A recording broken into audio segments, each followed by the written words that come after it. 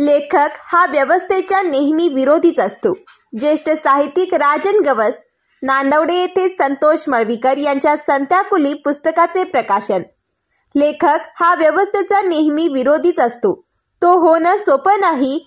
सत्यता असणारे शब्द नेहमी मांडणी करण्याची धमक त्याच्यात असावी लागते. याशिवाय तो कोणत्याही नेत्याचा चमचाही नसतो. त्याचं आंतरमन व बाह्यमन समृद्ध असावं लागतं. समृद्ध झाल्याशिवाय लिखाणाला शब्द मिळत नाहीत, असे प्रतिपादन ज्येष्ठ साहित्यिक राजन गवस केले. नांदवडे येथील भावेश्वरी विद्यालयात ॲडव्होकेट संतोष मळवीकर यांच्या संत्याकुली या आत्मचरित्र प्रकाशन सोहळ्यात अध्यक्षस्थानावरून ते बोलत होते. R.I. पाटील यांनी प्रास्ताविक केले. साहित्यिक गवस पुढे म्हणाले, मळवीकर, तुम्ही आता लेखक होत आहात. तुम्ही आक्रमक आहात. लेखकाने आक्रमक होऊन चालणार नाही. अजून तुम्हाला अनेक पुस्तकं प्रकाशित करायची आहेत. त्यासाठी तुम्ही शांत व सहन करण्याची क्षमता जोपासली पाहिजे. त्यातूनच सर्वोत्कृष्ट साहित्य बाहेर पडत असते. त्यामुळे संयम धरून साहित्य निर्मिती करावी, असा सल्ला त्यांनी दिला. शिवाजी विद्यापीठाचे मराठी विभाग प्रमुख प्राध्यापक नंदकुमार मोरे यांनी संत्याकुली या पुस्तकावर भाष्य करताना वास्तववादी चित्रणाचा आनंद घ्यायला हरकत नसल्याचे सांगताना मळवीकर यांना शुभेच्छा दिल्या.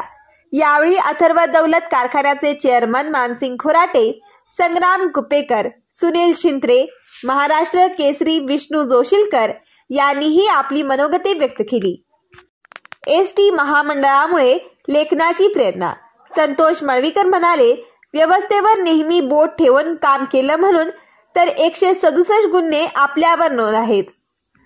न्याय मिळवून देण्यासाठी नेहमीच आपण प्रयत्नशील असतो. तालुक्यातील एस.टी. महामंडळाच्या भूमिकेवर मत मांडताना लेखनाची प्रेरणा मिळाली. तसेच मला प्रेरित करणारे सहकारीच या पुस्तकातील पात्र आहेत.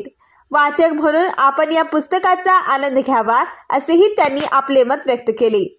या कार्यक्रमाला अथर्वचे मानसिंग खोराटे, संग्राम कुपेकर, सुनील शिंत्रे, विद्याधर गुरबे, नागेश चौगुले, विलास पाटील, R.P. पाटील यांच्यासह मान्यवर उपस्थित होते. प्राध्यापक L.D. कांबळे यांनी सूत्रसंचालन केले, तर सुनील शिंदे यांनी आभार मानले.